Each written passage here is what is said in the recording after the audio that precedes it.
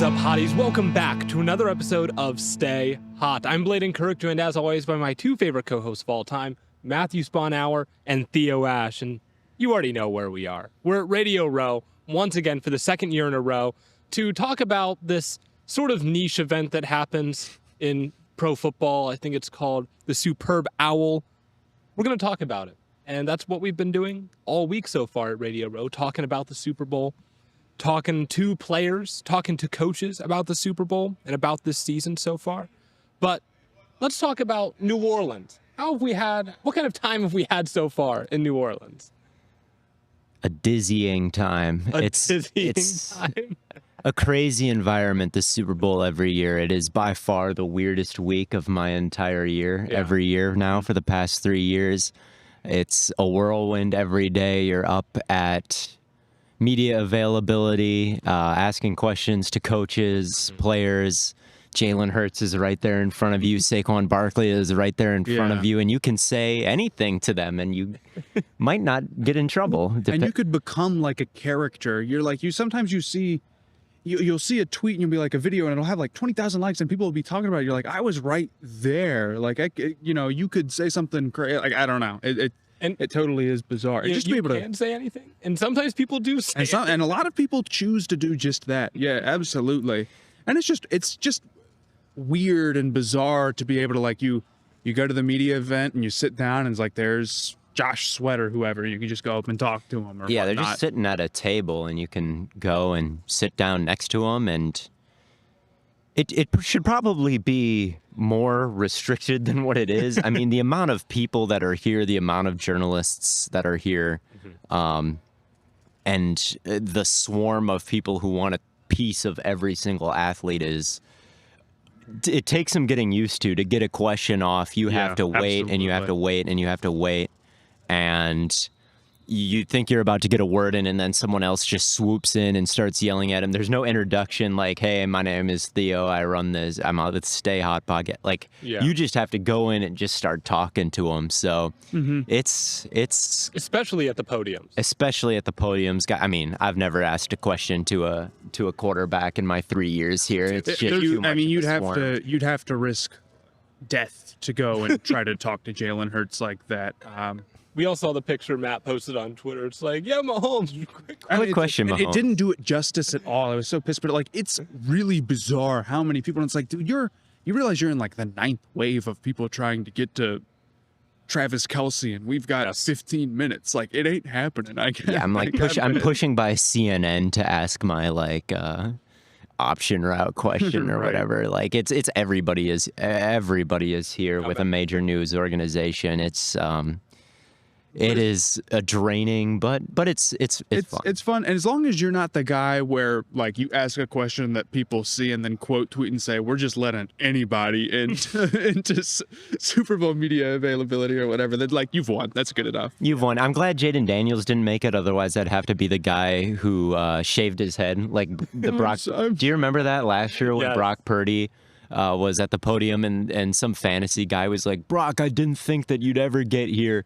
So to apologize, I shaved all the hair off my head, and he like took his hat off and he was bald. Brock was like, cool, man.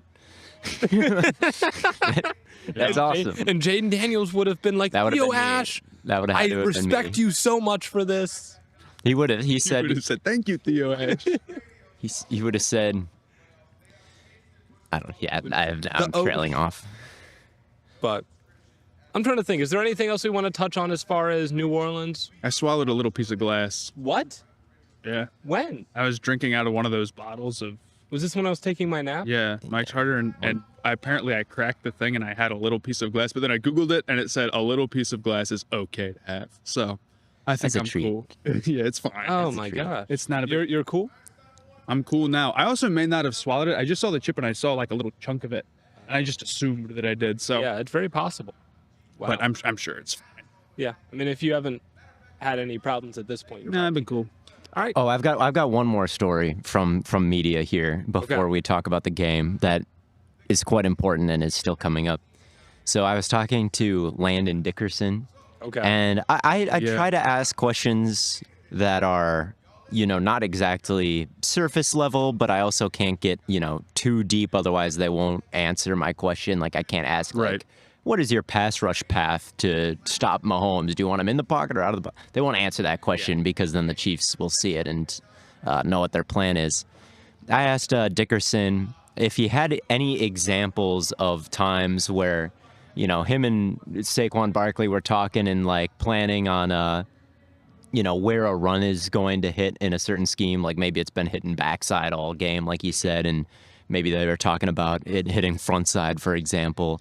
I wanted to ask a specific example of, like, when that would have happened, and he said, I can't tell you that. Like, that even is too much information to give you. The Chiefs might be listening.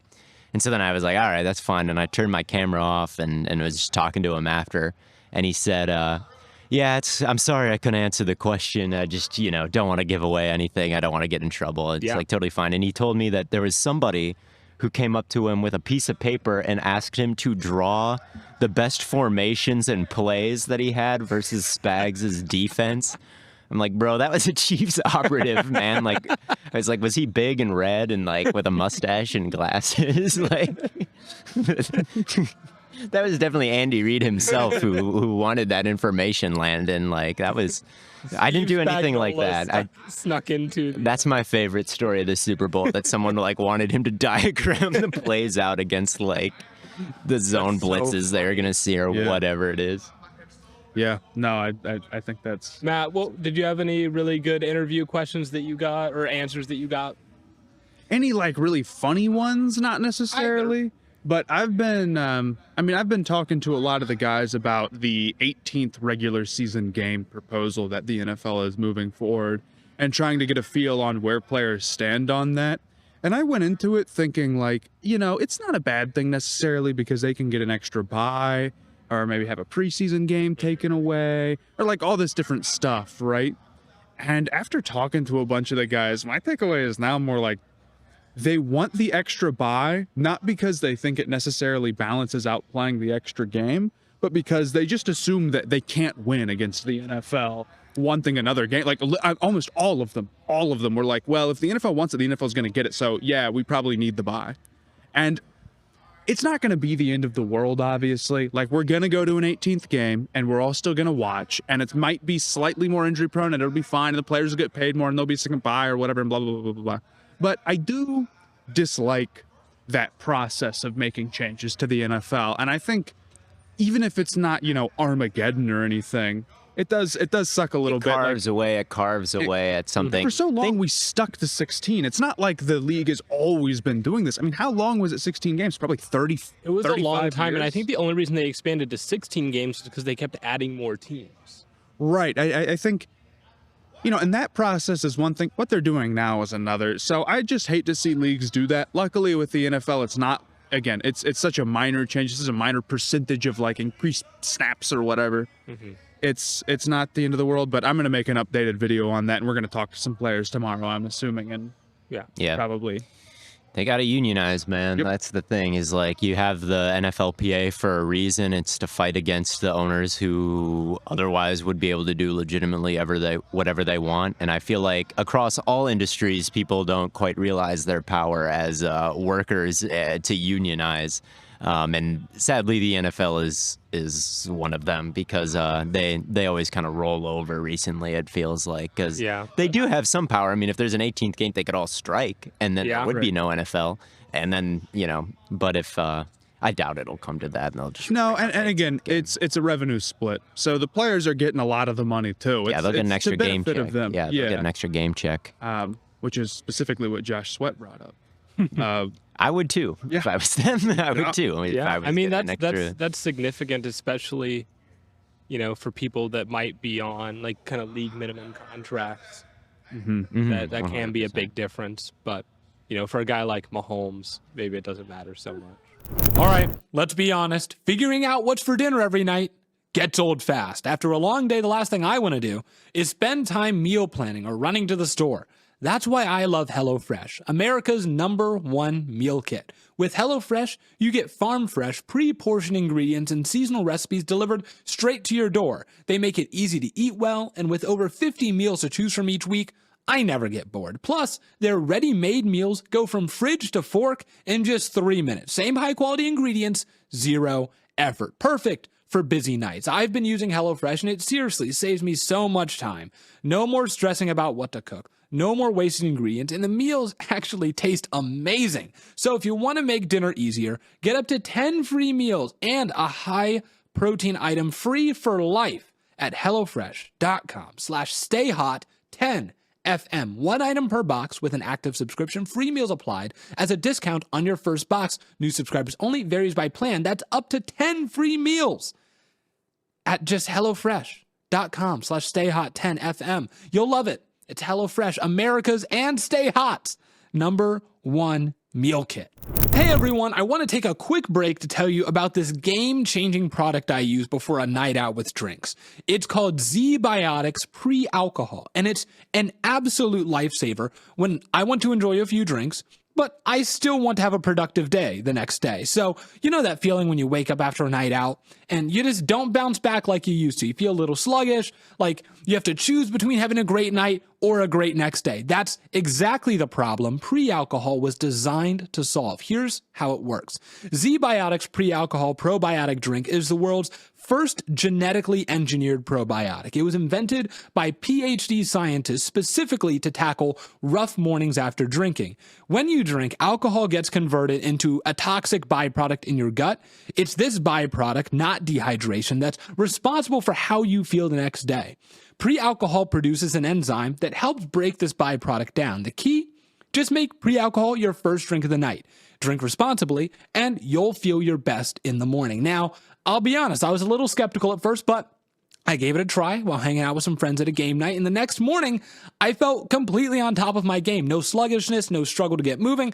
I just felt normal, ready to take on the day. So whether it's an early workout, weekend plans, or, just trying to stay on track with my routine, pre-alcohol helps me show up at my best. With pre-alcohol, I can stay on track, even through big celebrations like Valentine's Day and the Super Bowl. If you want to keep your plans tomorrow while still enjoying your night, this truly is the best way to do it. So head on over to zbiotics.com/stayhot to learn more and get 15% off your first order when you use the code STAYHOT at checkout. And the best part, Z-Biotics is backed by a 100% money-back guarantee. So if you're unsatisfied for any reason, they'll refund your money. No questions asked. Again, remember, that is zbiotics.com/stayhot and use the code STAYHOT at checkout for 15% off your first order. Cheers to feeling great tomorrow. Speaking of Mahomes, do you guys want to get into the game? Yeah, let's get No, into that'll do it for the Stay Hot podcast. It's been cool. It's been cool. Catch This you is on our Flippity last Flop. episode ever. Wow. That was it. That was it. 4 years down the train, just like that. Down the drain. Yeah, this is a waste of my time. No, let's talk but about Let's talk about this game. I think the best way to talk about this, there's two sides of the ball. Chiefs offense versus Eagles There's defense. 3 sides of the ball, man. And 4 if we count, well, I guess, however you want to divvy up the special I would love to teams. know what the fourth. Well, I was side of the ball thinking Eagles offensive special teams versus Chiefs defensive special Oh. teams. Do you see my vision I do there? see your vision there. I don't know if we quite want to get into that, even though, to be clear, special teams is 60% of the game. At least.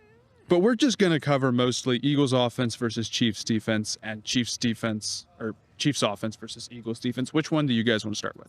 Well, we brought up Mahomes. So let's start with the Chiefs offense versus the Eagles defense. It's a subject that I've been trying to focus on recently, is just how good is this Eagles defense this Real year? good.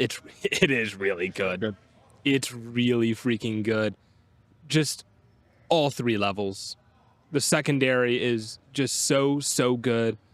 Zach Bond has been tremendous as a run defender, and their defensive line is absolutely loaded. I was talking to Roy Anderson, their cornerbacks coach, today, and one thing he brought up is just kind of their process with like player selection. It's just like we just want to draft good players. And we just want to kind of fill out. It's literally what we talk about all the time. It's like, just take good players. And a lot of teams don't do that. Truly, that is the Eagles' strength. I think when you look at this They do. Chiefs offense versus this Eagles defense, I think it's the more interesting of the two matchups because on the one hand, you have a great Eagles defense that, like you said, Blaiden, is so good at every level. But it's a little bend, don't break. Yeah. It's maybe a little susceptible to giving up a sort of chugging along drive. And I asked a few of the guys about like the first Washington drive where they saw a quarterback who could run and pick up some third downs, and Washington was able to put together that 18-play drive that only ended in a field goal, but still showed maybe a path for a team to march on that defense. Mm-hmm. The Chiefs' offense wants to do that. They're just coming off a game where they had, where Mahomes had his highest success rate ever, which means specifically that he's constantly staying on pace above all. So the question is how much more aggressive do the Eagles get trying to like make a big play to set the Chiefs behind, or is their strategy just, we got to make a play on third down? Yeah. I completely agree with that. That is the thing that we will have to watch, is how Fangio tries to turn up the heat on Mahomes. Mm-hmm. Last Super Bowl that these two teams played together was obviously Super Bowl 57, and that game ended, I was just watching it, it was 38-35, I think. It was very high scoring. A high-scoring affair, and that year the Eagles were number 1 in sacks. Yes. They were a top 5 defense in the league overall. They were allowing in the regular season 28.7 yards per drive, 1.8 points per drive. The Eagles this year are at 27.1 and then 1.7 points per drive. So it's not that big of a difference. Right. This version of the Eagles defense is a little bit better statistically. DVOA has them as a slight edge this year. EPA, I think, has them as a slight edge. I think the big difference is the run defense is a massive improvement. According to EPA in success rate, in 2022, they were 23rd in the league in EPA in success rate against the run. This year, they are, I think, number 1 in EPA and number 6 in success rate. They are a better roster this time around. The stats say what they say, but like they didn't have a Zach Bond last time around. Yeah. Their corner duo probably wasn't quite this good the last time around. Jalen Carter is better than Fletcher Cox was at that time, and Javon Hargrave. Yes. So the talent is a little bit better, maybe even a lot better, but the stats over the course of the entire season say, look, they're just a tick better. And, you know, that defense didn't hold up versus Mahomes whatsoever. And Fangio was a member of that coaching staff. He was an advisor. He had his fingerprints all over this defense last time around. And yeah, it didn't hold up versus Mahomes. So I'm very concerned about that. I think my thing is, because I look at that defense as one that led the league in sacks, I consider it almost sack dependent. I think this defense is more balanced in the sense that, like you said, Matt, their bend don't break. They were able to get that final stop necessary against the Commanders. And so you talked to Zach Bond, and one of the things that he said was they need to get off the field on third down. I think that's going to be something that they do focus more on in this game is, Somebody asked you earlier, Blaiden, today, and I forget who, what like the big stat that will determine this game will be. Will it just be like turnover margin, which of course like it always will be, or will it be like whatever? It's going to be third down conversion rate for the Chiefs. That's the stat that I would pick above everything else to be the determining factor for this one. If the Eagles can get off of the field on third down, which is what Zach Bond answered my 18-play drive Washington question, which was like, yeah, right. Then they'll probably be in pretty good shape. If not, I don't know. My feeling is just that I have too much faith in Mahomes and Travis Kelce and that offense as a whole and the creativity to get it done even against a great defense on those third downs. I think that while the Eagles have a great defense and absolutely can make plays, I trust tricky play design where Travis Kelce on top of that can maybe feel out where he needs to be and Mahomes can run. I think it's just too many things for a defense to cover. And I think the Chiefs are at a point in their team progression where they're just too good at taking what is available. Yeah, right now. The Chiefs are historically great at sustaining drives this year. Yep. So it is going to be difficult. I do wonder, you talk about is there a possibility of them getting more aggressive, turning up the heat on those third down situations? I almost wonder if they get more conservative and just 3 high safety. I'm like, remember when what was the Bengals? They went drop 8 and rush 3.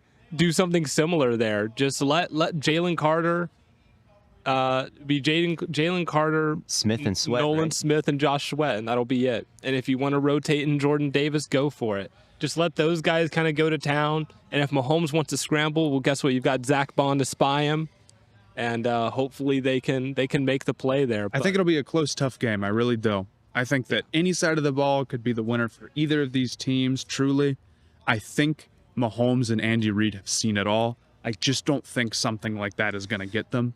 I think the stat is Fangio is 0-8 against Mahomes. I think it's 0-7. But I don't know if that's counting this game where he was analyst in the last one. Well, being an analyst is one thing. Who knows? Right? Who knows? So I will say that I have some stats from last year's Super Bowl, last Eagles-Chiefs Super Bowl about how they adjusted to the Chiefs. Okay. So Mahomes attempted 27 passes in Super Bowl 57. 5 of them were against split field coverage zone, that being cover 2, safeties taking the deep halves, cover 6, which is deep half on one side, quarters on the other, and then just pure quarters. There's 4 guys deep to take away 4 verticals or something like that. Only 5 of the Eagles' 27 pass defense snaps were those split field zone coverage that we're so used to seeing from what I charted earlier today and the information that I saw on Sports Info Solutions. 9 were single high man coverage snaps. So the percentage there works out to, in the regular season, the 2022 Eagles called those split field zones 34% of the time. In the Super Bowl, it went down to 19%. Wow. The single high man rate went from 23% in the regular season to 33%. Wow. So they were more aggressive. They wanted to bring that safety down. They wanted to stop the run. They felt comfortable playing man on a receiving core that was weaker after Tyreek Hill got traded away. And it didn't really work. But at the same time, that was such a slippery field. And there's no denying that the pass rush was kneecapped by that. Absolutely. By that slippery turf. That's very true. Like, guys were slipping out of it looked like the Bills San Francisco snow game from earlier this year. There was that long cut up of the pass rushers. Like, that's seriously what it was looking like. So I'm curious to see if they try to run that strategy back and say, like, hey, we're going to get physical with these guys. We don't want to just sit back and let these guys pick us apart. We have a better pass rush this time with better players. We can stop the run better, and we're going to get home on better turf. Or if they say, like, hey, that single high didn't work last time, we're going to play our game. We're going to keep that 2 high shell and just live the way we've been living all year. So I'm really interested to see what Fangio dials up. I have no idea what it could be. I try to ask, and they don't really tell me what they're going to plan. First off, they don't tell Theo the game plan. Second off, game plan, bro. Second off, it's probably going to be something new because Mahomes has done good against stuff that's old. So they've done good against everything, though. Like, running back, this plan is like no different than playing their typical game. Like, it's Mahomes is probably going to pick it apart either way. Probably. He hasn't had a whole lot of bad games recently. No, he hasn't. He's been incredibly consistent. So I do think that the Eagles across the board are more talented than the Chiefs. And, like, there's some matchups where, I mean, we say this about Kansas City before, but it's still true. It's like, dude, the receiver to secondary matchup here favors the Eagles strongly. I know that they've got Hopkins now and Hollywood, and, like, okay, there's some, it's not as bad as it's been in the past or maybe last year or whatever, but I mean, Mitchell and DeJean and Sledge, like, they've got a lot of guys back there now. So we'll see, but Kansas City's so good at overcoming that, I guess. Yeah, they are. I guess in some capacity, the fourth phase of the game would be the coaching battle. There we go. That's only like 2%. And let's talk about, I mean, when it comes to Andy Reid, he's also a GOAT candidate, man, in terms of offensive play calling. And the Chiefs just have so many of them. Andy Reid, Patrick Mahomes, Travis Kelce, Chris Jones, Steve Spagnuolo, if you're counting just like GOAT defensive coordinator. They've got so many guys with those cases. And Andy Reid is what concerns me when it comes to this Eagles defense. I don't want to write him off at all. I don't want to write off Jalen Carter and his ability to get pressure. I don't want to write off their ability to stop the run from a too-high shell. I've been saying it can carry them through these playoffs all postseason, despite, some of the struggles from the offense. And so far it has. They've been absolutely phenomenal. But there is something about this Chiefs team that is just different when you watch them on tape. And it's not the big plays, and it's not, the yak and the breaking tackles and some of the stuff you think of when you think of an elite offense.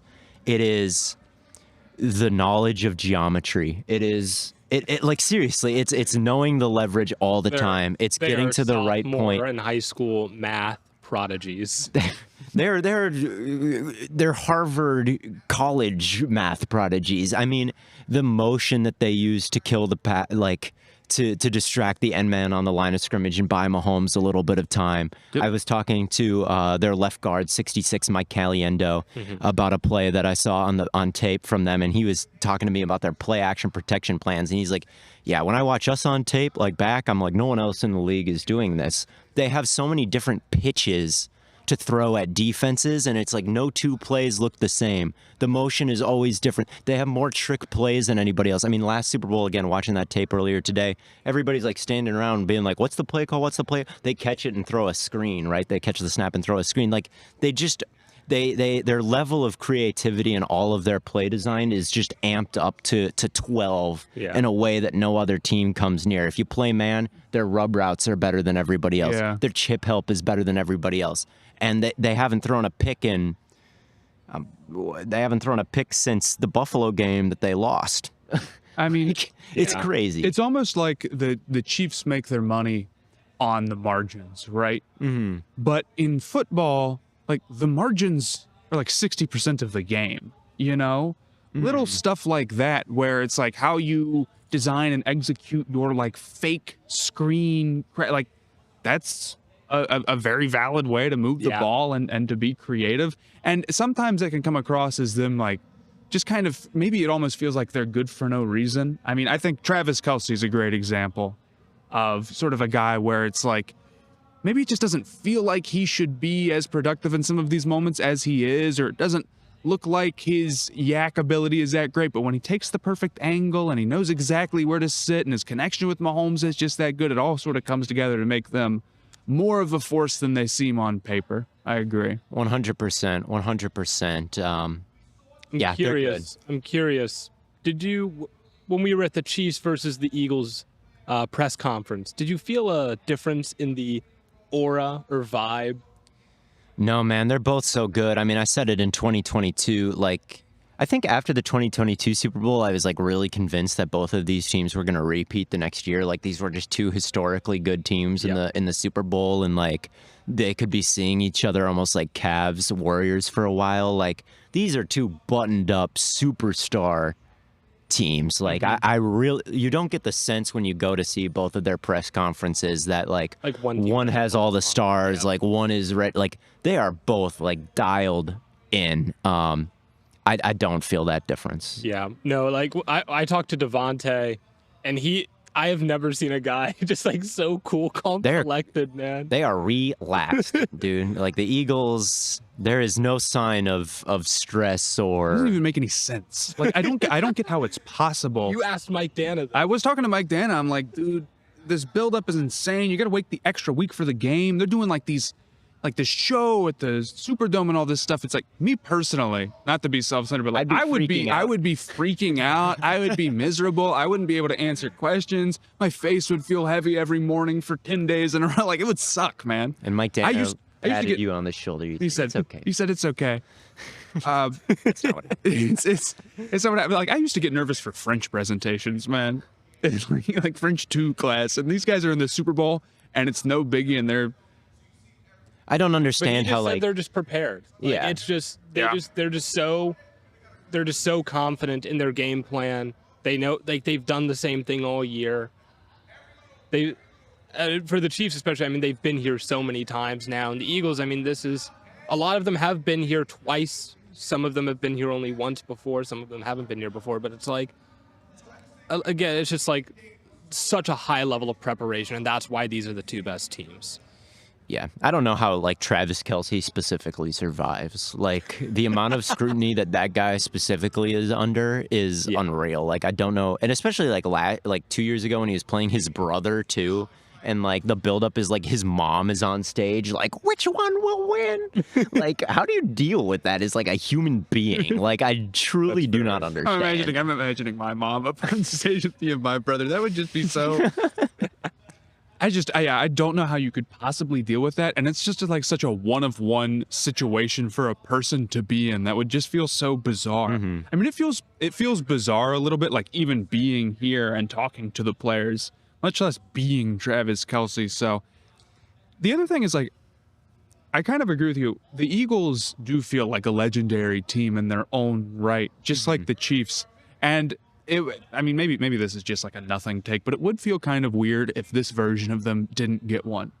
I guess I could say the same thing about the 49ers, but you know what? It does feel weird that they don't have one right now.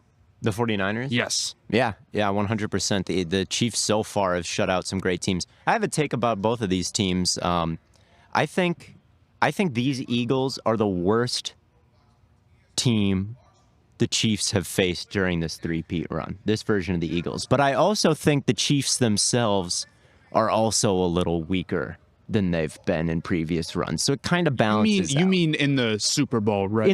During this three-peat, I guess. I don't have strong takes on the 2019 Niners compared to these three, I guess. I just think of this three-peat run, Eagles, 49ers, Eagles again. Even though this Eagles offense has Saquon now, and their defense is strong, I still just think their offense has been a bit too disappointing over the course of the year. I can see that. I do think this Eagles team is better than the last one just because of how good their defense is. And I do think Saquon does make up for, like, the lack of an explosive passing attack. Hurts has said it before. It's not that they can't, it's that they just run the ball so well. And they ran the ball well in 2022, but not like this. Yeah. So, yeah. that would I can see them being worse than last year's Niners team.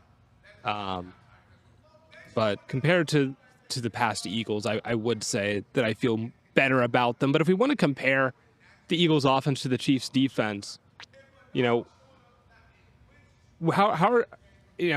I guess the main thing is, if you're the Chiefs, you have to focus on stopping the run. Right. Yeah. That's probably your top priority. Where do you see that kind of playing out? It'll play out pre-snap, honestly. It'll play out in the linebackers being at about 3 yards of depth, 4, and really coming up, like, blending the line between a run blitz and just, like, typical single high run fits. Like, they are going to be up on the line of scrimmage. They are going to be selling out to stop Saquon Barkley, I'd bet anything, and they're going to be blitzing Jalen Hurts and Saquon Barkley. They're going to be stopping up the run on the way to the quarterback, and I think their bet is going to be, if we can hold Saquon Barkley to under, 5 yards per carry, if we can just avoid the, 60-yard nuke from him, the home run grand slam, we're going to be okay, and I think that's what they're going to do. I brought this up on a show we were guesting on earlier. I keep saying that. The last time these two teams faced in the Super Bowl, the Chiefs averaged 6.1 yards per carry on the ground. The Eagles averaged 3.6. Dang. Very stark difference. On very similar carry attempts, if you're the Eagles, you're looking to see something very different on both sides of the ball. Yeah, 100%. My question is, can the Eagles really punish the Chiefs for selling out to stop the run so much, right? That's what it comes down to. Hypothetically, they have the facilities to do so. Hurts has played good ball before, even if he's been inconsistent this year, and you've got great receivers out on the outside, but if it's just like trying to get the ball out so quick from Hurts's hands when there's pressure or just a lot of guys in the box that you're sort of throwing shallow and allowing a Chiefs defense that already wants to come downhill to continue to be downhill. Yep. I wonder if that's just going to end up not going anywhere. That's my concern. But if all of a sudden, like, you have the confidence, and I know Hurts has it in him, Yeah. to say, hey, we've got this one-on-one matchup, even if it's McDuffie against A.J. Brown, like, we like that, and we think that Brown can go out there and make a play. It's been inconsistent throughout this playoff run, but it's what they're gonna need to beat Kansas City. Yeah, I definitely agree, but I also think they need to not only look at the matchups like, oh, we got one-on-one, they're stacking the box, we got one-on-one A.J. Brown against McDuffie. If they've got one-on-one with Devontae Smith against a non-McDuffie, Smith, dude, you have to take that. Yeah, no, absolutely. I think that's the better way to put it. Where isn't McDuffie? And throw there. Yeah, I mean, because that's going to be a mismatch every single time. If it's one-on-one, if they're going to stack the box to sell out against the run, you have to take advantage of that, whether it's A.J. Brown or Devonta Smith. Yeah, they're coming off the best possible game. Yes. 55 points against the Commanders. I understand that's not the greatest playoff defense to face in an NFC Championship game, but still. That's the performance you should have against that A 50 piece is a defense. 50 piece, and that's a team that loves to blitz, that blitzed all the time. You know, they had the same strategy that Spags is going to have. Like, we're going to blitz, we're going to stop the run on the way to the passer, and what happened? A.J. Brown killed him on go routes. They went giga-nuclear on third down, specifically when Spags wanted to blitz the most. No one could stop the tush push. Saquon Barkley still broke off some long ones, which is pretty possible against this Chiefs defense. I mean, I talk about how this Eagles team is maybe a little bit weaker than previous years because the offense has had some struggles. I've been saying that about the Chiefs defense this year as well. Their per drive numbers aren't as good as they've been in years past. It's not unreasonable to think, like, even if they're blitzing, like the Commanders were blitzing and Saquon still had probably 400 plus yards in 3 games against them. Yeah, maybe even 500 that plus. That first play was just absolutely ridiculous. And then there was one where I think it might have just been pure zone to the right side where they just like completely cleared out one of the backers. Or is that maybe another game that I'm misremembering? They do something like that in a lot of games.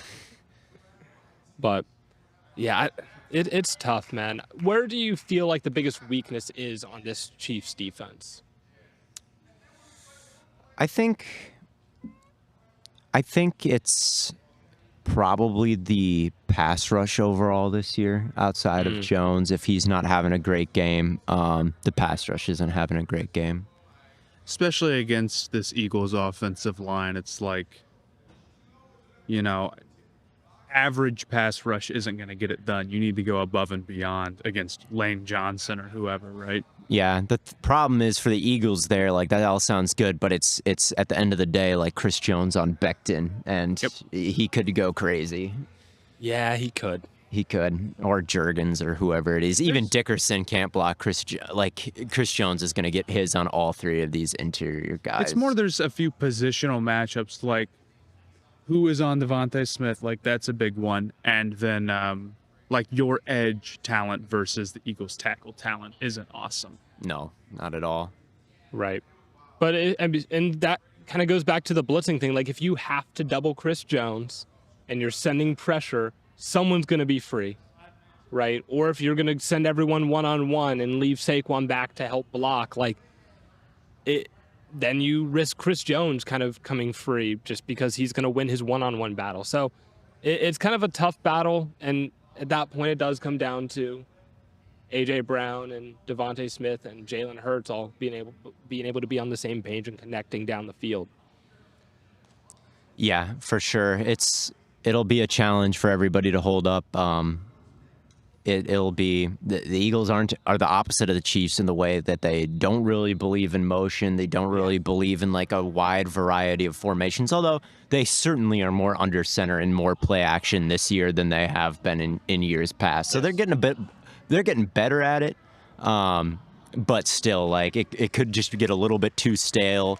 Whereas the Chiefs, you just never quite know what's coming, and if all it takes is one play where Chris Jones is really able to tee off, and this defense can do a lot of damage. Yeah, I mean, the Eagles were basically flawless on offense the last time they played, except for one play, and that was the difference in the game. Yeah, that fumble from Hurts, that one hurt. That one hurt. Yep. I guess it did hurt. So, talked about, 1/5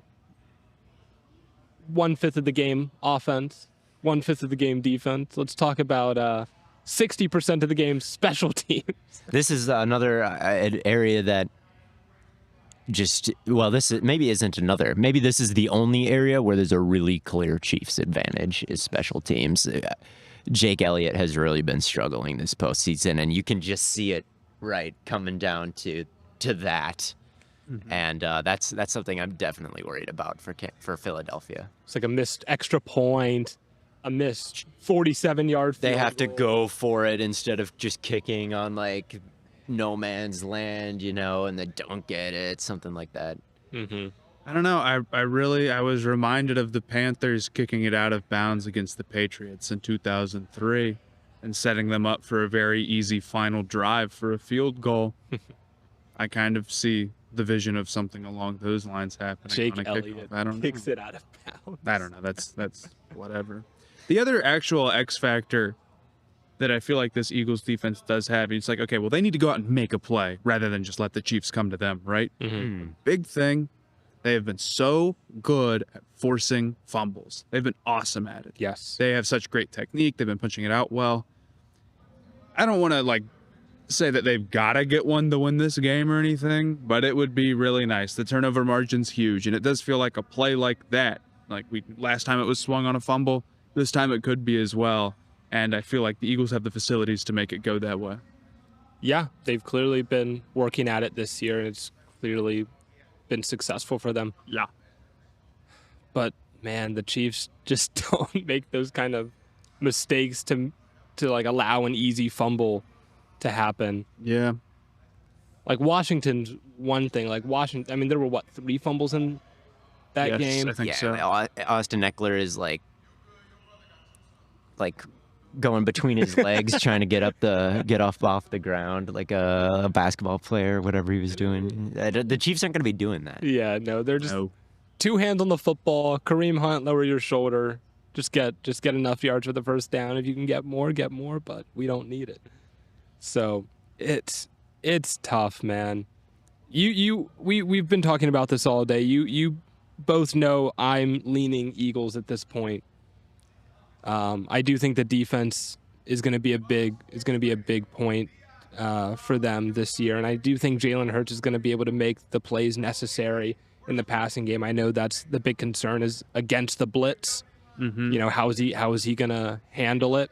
I think he's going to do well. He did well last week against Washington, and I think they're going to be able to run the ball fine. I really don't think they're going to have that many issues against this Chiefs defense as long as they can avoid a massive mistake 2 years ago. I really do think they're going to be fine. Yeah, I see what you're saying. When the matchup first was finalized, I was really leaning Eagles just because I can almost guarantee you that the Eagles are going to win the explosive play battle. Yes. And from everything I've ever heard anybody say and what the statistics would suggest, if you do that, you usually win the game. Yeah. And it's just such a lock that the Eagles do because the Chiefs just haven't hit any explosive plays this year. But the more I watch the Chiefs and I see Xavier Worthy coming on and I just think the Chiefs are kind of outliers in that way where their execution on the little things are just so good that they become unbeatable because not unbeatable. You can beat them. Everybody's got a chance to beat them. But explosive plays matter a lot, but so does turnover margin. Those are kind of your 2 things. And what they lack in turnover margin, they more than make up for in execution, not turning the ball over. And they have won every clutch moment that they've needed to win throughout Mahomes' tenure. So if it comes down to the end, I trust their kicker. I trust their quarterback. So I'm going the Chiefs again. Yeah, that's fair. I picked Chiefs Eagles at the start of the playoffs, and I had the Eagles winning the Super Bowl. But I agree. I the more I think about it, the more I've started to like the Chiefs. I just think that I can see the path to the Eagles offense struggling easier than I can. Well, I don't even want to necessarily put it like that. I just have a little bit more faith in the Chiefs offense against the Eagles defense than the Eagles offense against the Chiefs defense. It really is that simple. I think it's going to be a close game. I think it's going to come down to a turnover or a play or two, but I'm going with Kansas City. Yeah. Yeah. The Eagles so far this season are 23rd in success rate versus the blitz. Just that alone, right? Like Spags is the best at it. It's like problems don't age well, and I just feel like the Eagles being just dead last in the drop back passing game in attempts and yards and things like that. Like if they're gonna have to win a shootout versus the Chiefs, I just don't know if they're equipped. But maybe the defense can step up, Blaiden. I see what I do see the vision on this really Eagles good. Defense all the time. Yeah, I mean it's not exactly hard to when they have like all pros and defensive rookie of the year and all this stuff. Like it's a super talented unit. I think part of the Chiefs evaluation is like they have some deficiencies, and for a lot of last season and particularly this season, you watch them and you're like, yeah, their record's great, but their point differential isn't that good, and they've been barely winning, and it's like they've had this and this and this happen to them, and you think back and you remember that Steelers team that started 11-0, and eventually it caught up to them and got them, and then and it's like they collapsed. So it's like teams aren't always their record. But here's the thing.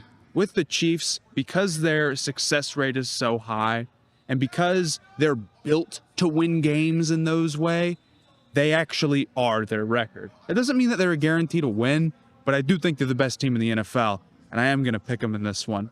I think my final score prediction is something simple, 30-27, and to pick some Chiefs devil magic on what they'll be lucky and break their way. I've been brainstorming on this. It's got to be something fresh, and so much has happened to them this year that you got to be creative. I think it will be on the final drive when they're like driving down to score the touchdown that they, on the last whatever. I think the Eagles are going to have a really bad drop pick where it's like, how could they not? They could have sealed it and they didn't, and then the Chiefs go down and win, and it'll be frustrating.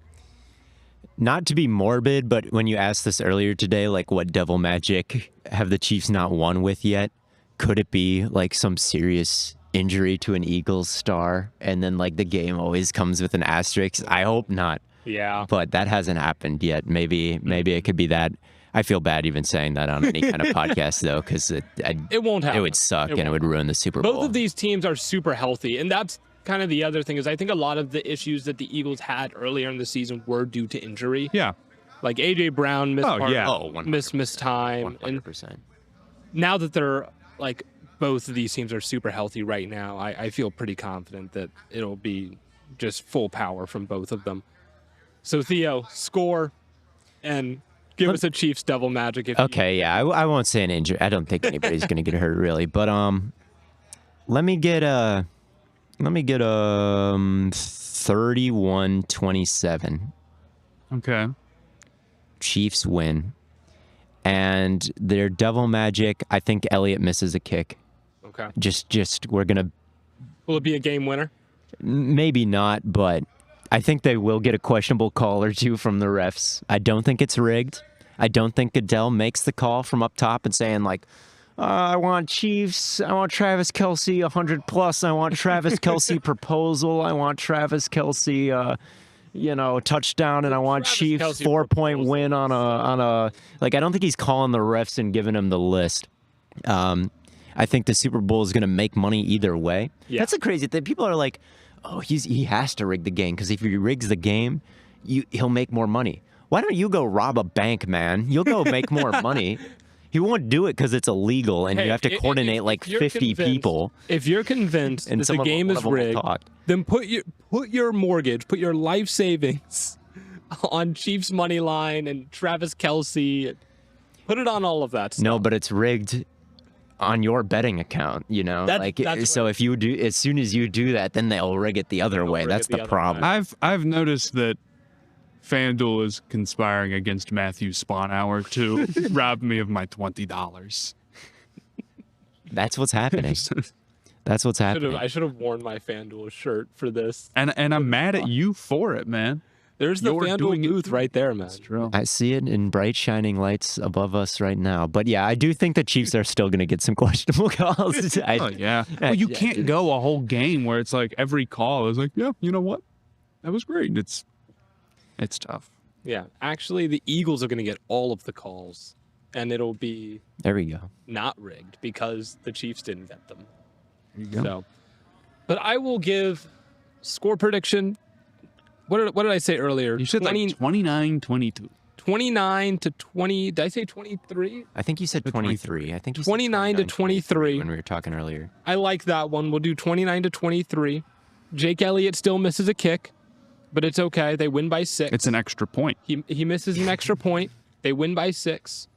And the Eagles' devil magic won't be devil magic. It'll be pure skill. Zach Bond forces a game-ending fumble on Patrick Mahomes. I like it.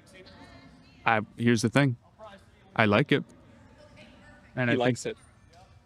How do you even get to 29 points? I'm sorry, I'm doing the math. Okay, Like, I'm imagine trying to think. Okay. getting to 30 points So and then you miss one extra point. so it'll be so. I didn't mean that to come off that mean, the score but like will be 23. The score will be 23 to 22. Right? both teams will miss an extra Or no, point. the score will be the score will be. The score It's will four. be- It's four The touchdowns. score will be 16. It'll be 6. Look at The score will look be at my podcast. the score will be 16 to 16. It'll be all tied up. Well, how does it get to that? Bunch of Okay, field whatever. goals. Okay, I'm Bunch of following. field It's goals. 16 Or maybe to 16. 2 touchdowns and 2 safeties. But it's like 16 to 16, or maybe 17 to It's 17. probably not going to be 2 touchdowns and 2 safeties. It could be, but it'll be 16 to 16. The Chiefs are going to score a touchdown, kick the extra point. Eagles are going to score a touchdown, miss the extra point. It'll be 23 to 22, and then the Eagles will go down, score another touchdown. It's a guys, it's a 30 to 24 game. Each team misses an extra point. That's the Yeah. easiest way to get there. Yes. But now I'm trying to think of how teams get to 30. What is that? That's 3 field goals and 3 touchdowns. Yes. Thank you, Matt. Okay, 24 is 3 touchdowns and 1 field goal. And then true. they will just miss an extra point, and then Double miss extra point. miss extra point. Why not? And then the Chiefs, the Eagles defense, Zach Bond will force a fumble on Patrick Mahomes on their final drive. We're getting into like Eagles will- plus 100,000 See, territory. you could for be this. completely right, and no one will even know because I've lost track such a long time ago of It how was we even 16 get to 16, and the Chiefs scored a touchdown, and then the Eagles scored a touchdown, and Well, then they it would hit a field goal, actually and be then Eagles. It'll be Eagles score, miss extra point. Okay, Chiefs yeah, score. that was my fault. I got it wrong the first time. I had to. This is Goodell talking to the refs, and the refs are like, "What are you talking about?" He's like, That's "It'll be how- 6." that's how the Eagles win. This is the thing. that This isn't a he calls podcast. it I'm a actually Chiefs on the victory, phone and they with can't Goodell right understand. now. Wait, what happens after? They're like trying to write down the script. They're like, so Bond forces. We didn't have press conferences with the Chiefs and the Eagles. We had a press conference with Roger Goodell himself, Yeah. and he broke down. And he said it's going to be 16 to 16. And then And then the Eagles are going to score. Jake Elliott's going to miss the extra point. Then the Chiefs are going to score, make the extra point. And then the Eagles are going to score again, make the extra point, and the Chiefs are going to Roger, fumble. how are we supposed to make him miss the extra point? Where does Garrett coming in fit into all this? Oh, dude. Do we have... We do have to talk about it, Blaiden. Okay, so yeah, like to clumsily wrap up our Super Bowl prediction here. Yes. The panel says Chiefs winning. Blaiden, you're outvoted. I am outvoted. Your star player is also getting traded away, Myles Garrett. Look, man. And you think the Browns shouldn't do this? I do think the Browns should. This is And it something might that be a you've cope. been- Why shouldn't the Browns? Why shouldn't the Browns? Mind you, Yes. let me set the scene real quick, okay? Mhm. I'm on a plane on my birthday. I'm on basically no sleep. I'm sleeping on the plane It's my to birthday get cake. to New Orleans. I wake up as the plane lands in Atlanta. And I check my phone. And the first thing I see is the Browns, not the Browns, Myles Garrett wants to be traded from the Browns. Heart sinks. Obviously, I don't want that to happen. But as far as from a logical perspective, why I think the Browns would be worse off trading Garrett is simply for the fact that under their current regime, I think the odds that they draft well enough to replace Garrett, even in the aggregate, is actually quite low. So you're just so low on the Browns front office that you think getting picks for Garrett would not be worth it. I think I agree. Yes. Okay, so Blaiden, you've been giving this take on all of the different shows that we've been going on Yes. today because people have been asking you about it. I could not disagree more. I think a lot of people have been talking like loosely, oh, the Browns roster is still pretty good. And I'll be completely honest with you. No, it's not. It's really not It's that not. good. It's not like the Titans or the Giants where it's like they're kind of starting from scratch or just a couple of players. But it's really not moving me in terms of like being a couple of moves away from being a contender outside of some sort of like Commanders-esque run, although they're probably not that quite that level of talent deficient. The issue that I have is that your strategy cannot revolve around our team can't draft. That's, well, then you're screwed regardless. Garrett's That's what I'm saying. not So going to then- help that. So just keep Garrett. So just keep Garrett, and here's the thing. I just don't buy that the Browns are going to really be able to do anything if they keep Garrett around other than maybe play themselves out of true franchise quarterback, like home run position, although obviously it's not that simple, like out of having like number one overall pick position. I really do. I think right now is their opportunity to trade a great player, yes, who is a Hall of Famer, who's in his 20s, and like you don't get players who come around like that very often. Some franchises have probably never had one, maybe some of the younger ones, I don't know. You can do that and get multiple second-round draft picks is the starting, or first-round draft picks is like probably the starting point for Garrett. If you make that move, like, yeah, does it suck? Yeah, are you going to replace Garrett? Like, probably not. But starting the rebuild and beginning from a position where you're bad for a year and all of a sudden maybe you're sitting with the number one overall pick next year and a quarterback class that I think vaguely far out looks like it could be pretty decent. Looks like it could have some serious stars with multiple draft picks. After you've maybe spent this year just going BPA, not worried about like trying to form some perfect team, and giving yourself another year to hopefully get out of some of the cap issues that you have right now, which, to be clear, put a hard limit on how good this team can be, regardless of how good they do in the draft, unless they have like one of those like legendary like 2017 Saints things. They would and have to. Even then, would it be enough unless like Cam Ward is a franchise quarterback and they get him or something along those lines? I'm not really sure. It's a tough path. Like, yeah, you're probably not going to get Myles Garrett back, but you're probably not going to get much out of having Myles Garrett if you just keep him and let him rot on a roster that has already been crushed by previous bad moves. I think trading him now could be a really great thing, and I think they could get an insane haul from a team that's like, we've got to make some final push. This is a Hall of Fame. I mean, this is one of the most valuable players in the NFL who isn't a quarterback. I mean, if somebody said, I think Myles Garrett is the most valuable player who isn't a quarterback in the entire NFL, I mean, I would, like, if you told me, like, who's more valuable, like Jordan Love or Myles Garrett, I'd think about it. And I think Jordan Love is, like, good. Like, and he's a that quarterback. takes contract or like who's more valuable, like Kyler or Myles Garrett? I'd be like, it's kind of close. Like, Garrett is one of the best players to ever request a trade. Like, he is that guy, which makes it shitty to trade him as a Browns fan, definitely. But I just think he deserves to ring chase a little bit, man. I mean, this is the price you pay for the Watson deal. He'll always be a Brown. Like, he'll come back and he'll, like, he had his best years here. Like, he'll always have his best years here. It sucks, but I just... He might go somewhere else and have a better year. Break the sack record. The thing is that I get it because the Garrett era started doing exactly this. Stockpiling a bunch of picks. I remember. Yeah. I lived in Columbus when this happened. Oh, yeah. We were in high school when we were in high school. I remember. And I bet someone that they wouldn't go 0-16. And lost that bet. No, you more specifically bet they wouldn't go 0-8. Then got a double or nothing deal that they wouldn't go 0-16 from there and lost again. So now imagine being Myles Garrett. Would you want to bet on the Browns? No, I understand from Myles' perspective why he wants to leave. I really don't blame him. The problem is that yes, Blaiden would want to bet on the Browns, but that doesn't. But because Blaiden would doesn't mean that you should or that you can blame Garrett. And here's the thing: I think Garrett is completely reasonable in requesting a trade. Yeah. He has done nothing but be, I mean, as good as they possibly could have asked. Has lived up to the ridiculous expectations that he had coming out of college and the #1 overall billing. Absolutely, not easy to do as a non-quarterback, but he absolutely has done it.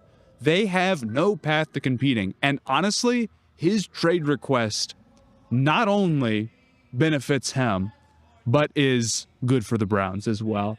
And I don't think they would even consider doing this if he hadn't specifically asked. And I understand being mad as a Cleveland fan, but like, I really, really think this is the path forward. Maybe. I think what I would want would probably be purely picks. I would want I would want nothing but like an absurd amount of draft capital. You know, You're taking Jair Alexander, and you're gonna like it, buddy. Jair and this was the 2 deal picks that we agreed on earlier. It was 2 firsts, Jair and Van Ness. Van Ness was the trade. He's a Packer. It's I mean, when it really comes rubber to road, I really do think they're going to get more than 2 first-round picks. I mean, not to say that isn't more than 2 first-round picks. I really do think they're going to get that much. I mean, I saw I forget who it was, so I apologize. I ask, do you think they have the leverage to get more than 2 first-round? Absolutely, because here's the thing: is like they have. Maybe this is what they're doing. They're saying we're not trading them. We're not guaranteed that we're trading them. And I totally believe that they mean that. Yeah. And that means that any team that's trying to deal for Garrett is going to feel like these guys are crazy enough to let Garrett just rot on their dog shit roster. So we really have to give them a ridiculous deal. These guys True. Barry has been playing the long game to get GMs to believe that he might not get traded. Andrew Barry, dude. I'm sorry, man. Yeah. I'm sorry, man. I really am, but yeah, Andrew Barry's been playing the long game. Jimmy Haslam's been playing the long game for over a decade now. So. And, you know, my dad, who's a Browns fan, put it to me like this a little while ago. It's like, this isn't going to happen, but he's like, the Browns need to come out and say, we've made a terrible mistake with the Watson deal. We've made one of the worst mistakes ever. And from here on out, it's going to be a long rebuild, but it's what we have to do, and we're sorry, but we've got to completely reevaluate what we're doing. We can't continue to go forward. And the thing is that, like... Except for Watson, maybe. Except for Watson, probably.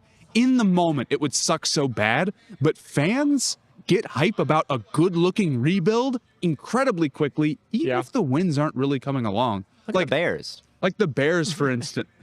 Well, they're high. I was going to use the Panthers as an example. Panthers won 5 games. They haven't won more than 5 games since 2018. It's been a long time, dude. But I think Panthers fans are still pretty energized because it feels like they're possibly heading in the right direction. If the Browns were bad, all of a sudden they have the first overall pick and like they could get Arch Manning and they could have this guy and this guy and they have, I think things could turn around pretty quickly for them, and I think people could buy into watching the young guys and seeing how it plays out pretty early. But I have zero faith that Cleveland's going to build things out the right way. My entire life, and I think my entire father's life, they have done the exact opposite. And this is my concern, right? Is if I think Andrew Barry's job is going to ride on what he gets back for Myles Garrett. That's a good point. If he does not get a significant return, I think that's probably his job. And I think he deserves to get fired anyway. I think his draft record is pretty terrible. And then obviously he has the Watson deal under his belt. Now, some of that does fall under Haslam. True. But still, like, he just has the one bright mark on his resume is the construction of the 2023 defense, and that's about it. The thing is, you have all this doubt about Andrew Barry's skill set as a GM. He's saying that he wants to keep Garrett. Interesting. Is that so? Does that not make it the wrong decision in your eyes if you're anti-Barry? He's probably just trying to bump the price up. I actually do kind of believe that. You wouldn't say like, yeah, we're trading him. Yeah. You might not say anything at all, but you wouldn't say, yeah, we're trading him. So let's see. I'll say, let's see how that plays out. I don't believe anything he says. It's true, but I'll give them that, even though the Cleveland Browns absolutely do not deserve it. And it did look like for a minute there that they were done being the Browns. I'm saying this as a Panthers fan, so Yeah. I get it. But like, it looked like for a minute they were done doing Browns things. And then they did arguably the most Browns thing they've ever done. And they're right back to it. So we'll see how it goes. We'll be the first team ever to go 0-17. I don't know. If Garrett gets traded and then Ward demands out, I could see it. And then Dorian Thompson. They were And then Dorian Thompson obviously no demands out. anyone but him. I wouldn't worry too much, big bro. DTR is actually gonna be the one to. he's gonna be the one to lift us out of the gutter. Well, it's going to be no Garrett trading Shador. That might actually be worst case scenario. We'll see with Shador. I do kind of worry that they're going to panic pick a quarterback if they try to keep this thing together. Not to say that they couldn't hit on a QB, because Panic picking a quarterback at 2 would be really, really rough for me. Might not see me on a couple episodes. Abdul Carter coming right up. There were some other trades today and this week before we get out here, some real ones. And the NBA deadline, Matt, I know this hasn't been an NBA podcast in a while, but with the NFL season wrapping up, I think it's valid to ask you about some of the things that happened. We'll do a little speed round here for Matt. Jimmy Butler to the Warriors, instant reaction. It just happened. Okay, for who? The Warriors. Or both? Warriors. They have been super tentative about making some like star trade for a long time, and people have been mad about them because you have to do right by Steph Curry. Now let's be clear. Steph Curry is one of the most done right by players literally ever in all of sports. What are we talking about? They built beautiful dynasties around him, but guess what? He's been on the team for like 15 years. You're gonna have some down years, and they're not even they're not that bad. They're not trying. But I feel like Golden State is in a position right now where I don't think that there's some move that they're gonna make where it's like gonna make them better than OKC or the Celtics. Sorry, like that probably isn't out there. But at the same time, I get like we could add a second offensive initiator and at least see if we could go on a fun run. Maybe we could be like the wacky conference finals team. I don't know if I have them as that. I still think they could get first rounded. They could still be in the plans. Like it's who knows. But giving up Wiggins and 1 first-round draft pick that's protected to bring in Butler, who I think still has a lot of gas in the tank. And honestly, if he went, if he started looking really good after getting, a weird ending to the Heat situation, it wouldn't shock me. I think that's the perfect level of investment. You give some serious life to maybe these final Curry years. You don't sell the future, which they've been so protective over when it's probably too late. For Miami, let's see what they do going forward. I'm willing to sit back and observe with them a little bit.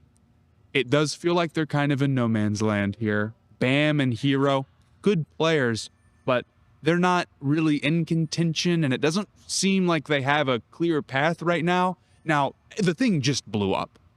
The thing just went wrong. So I think it's fair to give them a little time, but they also haven't been super aggressive, and if I wonder, it's just like kind of drafting guys. How about the Bucks trading Chris Middleton for Kyle Kuzma and other stuff, obviously? But well, I kind of thought that maybe the saving grace of this trade for Milwaukee could be that they got under the second apron and then could combine contracts to make a move, like for a guy like Butler, but they didn't. I understand where they're coming from in general. Their biggest problem, I've said for a while, is that they're old and that they're injury prone. You go into the playoffs, you're not going to be able to be the team that stays healthy, which is so important. I mean, how many teams get injured? Like half the contenders basically just get eliminated because they lose their best players. Well, Milwaukee, a team that's made up of its core, mostly old guys who are super injury prone, is more susceptible to that than anybody else. And I think that's probably the most important aspect of the team. And I think it's the weakest of any team that's seriously trying to be competitive and has a player like Giannis, right? Mm-hmm. So potentially trading a guy like Middleton and taking a talent downgrade on a swap so you can get a health upgrade makes sense. But Kyle Kuzma has not been good enough this year for me to really like this trade for him. He's shooting 28% from 3. He's shooting, I forget what it is. I've seen it commented a couple times on my TikTok and I looked it up, but it's slipping my mind. He's shooting something abhorrent from the free throw line. Was it like 59%? Yeah, it's 59. It's sub 60. It started with a 5. Crazy. Kuzma's been a good role player on teams before, and maybe in a Milwaukee situation where he feels a little bit more reinvigorated to play for a team that is trying, basically, and has less defensive attention on him, he can play better. But I just don't know if that's like a gamble I'd really love to take, because even if we get 2020 Lakers Kuzma, right? Who was really good and a great piece for them. I just don't know if that really like crazy moves the needle for me. It does get them under the second apron. I do also kind of think that Milwaukee was sunk before any moves were made. And maybe they know more about Middleton's health than me. I mean, honestly, they probably certainly do. But I have no idea. Probably. They're like, they're rolling a dice on what would need to be a big Kuzma bounce back. I don't love it. And then we've got Fox to the Spurs, Levine to the Kings, amongst other things, and then the Bulls getting, I don't even remember. Okay. I'll go through each team, and I will say I think the Wizards did perfectly fine to get a little bit of draft capital for a guy like that. It's to me, you take on contracts like that, and Middleton's contract is a year shorter, which I like as well. Regardless, I think the Spurs absolutely cleaned up here. They were able to get a serious star in De'Aaron Fox, who arguably hasn't played his best basketball yet, or potentially could not have, without giving up any major assets. Collins and Jones are guys that you're perfectly fine with moving. And while they did give up 4 first-round draft picks, when you look at them, it's giving a decently protected Bulls pick back that might not have even conveyed. It's giving a 2025 Hornets draft pick that is actually completely fake, and I think actually fooled some people quickly, where it's like, a 2025 Hornets draft pick, like that might be Cooper Flag. Actually, unless the Hornets make the playoffs, it's 2 seconds, buddy. Sorry. It's the 2027 Spurs draft pick, which, I mean, unless there's basically injury Armageddon, is going to be way outside of the lottery and not a great selection. And then the 2031 Milwaukee pick, which is a total lottery. Like, who knows how good, not Milwaukee, Minnesota, which is, it feels like a total lottery. Like, it's tough to tell if the direction of their team is going to be one way or the other, or how long Ant stayed. So it could be great, and it could end up being the saving grace of the trade, and it could be like, what do you know? But it's impossible to tell. NBA trade draft picks are so weird, man. It's super, like super reading the funky. terms of conditions, man. Like it like when I see these trade news drops, it's like I'm just scrolling It's so through much so I can press chance. accept. I'm like, You know, let's, there's chance. I'm not really anyway locked in, though. When you're in the draft in the NFL, but in the NBA, it's like, it's so much greater because the gap between like what a first round pick is just insane, and especially if it could be like the first overall pick potentially, it could be like it could be Wembanyama, right? So it's impossible to tell, and it can be 7 years in the future. It's crazy. I think getting Fox while keeping your Hawks picks, which could be really good if Trae Young asks out, which isn't impossible, and keeping your own picks still gives them the ammo to go make another big move while they're already sort of in playoff range before they get Fox, and you get a player as talented as him. I think that's a fantastic deal. I'm really excited for them, and they're by no means like done for the future. For the Kings, I mean, Fox asked out, it's tough. And you did get back 2 first-round draft picks, we'll call it, and Zach LaVine, who is having a very good year. He's shooting like 45% from 3. Jeez. Super efficient. He easily could have been an all-star, right? Yeah. I do think that LaVine's efficiency this year has relied on it being his best shooting season. Maybe that keeps up forever, but there's some potential that it doesn't. And I do think his big contract and his older age and the fact that he's more injury prone makes me a little bit lower on LaVine overall. But I think it's a fine return. I would just say until they make a move with those picks, they are also another no man's land team. And I'll be real with you, the core of Sabonis, LaVine, and DeRozan, while maybe in a vacuum that trade isn't like some terrible loss necessarily, or it being completely over, it doesn't feel like it progresses them in a way that excites me. Maybe you thought the Kings were going to totally fall apart, and they're not, but still. Yeah, and then it's not the most exciting core in the world. It's to me, it's not. I mean, people have been saying it's like the Bulls again, and I think it's better than that, but it's not that much better than that, and it needs to be a lot. And then for Chicago, LaVine is playing great right now. They didn't get anything awesome back, like just like their own pick or whatever and all that. But it is fair to remember that not that long ago, it seemed like they were going to have to pay to get off LaVine. I still don't think this is amazing value, but you do have to remember his contract is humongous, and that makes him hard to move. Second apron really matters. Contenders really work to avoid that. It's not just that, well, it's $40 million and we can figure it out somehow, and who cares about the money? Teams have to care about the money, or they physically cannot make trades for players like that. Most contenders don't have $40 million lying around and players that they don't want. So it's not as bad as people think, but with the season that he's having, it's a little bit of a disappointment that they couldn't get more out of it. Yeah. I like it. And there were some other trades, but I think we're out of time, and we're not going to talk about it. I'm a hungry boy. Oh, Let's get some dinner. let's do it. Thank you all so much for tuning in to another episode of Stay Hot. Next time you hear from us, we'll be watching the Super Bowl or finishing up watching the Super Bowl. Mm-hmm. We'll be crowning Jalen Hurts Super Bowl MVP, maybe Saquon Barkley. But until then, For the losing team, wow. It's never happened before. It has happened once before. Dallas, some guy in Dallas did it. I think like Bob Lilly or something. I think like a defensive player did it even. I didn't know that. How about that? Not Braun, huh? Learn something new every day. But until then, as always, from Corn Boy, Bird Boy, and Lemon Boy, Theo saw Bird today We're out Row. super late. There's pigeons walking around at Radio Row right now. Let's go. Let's go. Let's go. We'll catch you on the flippity flop.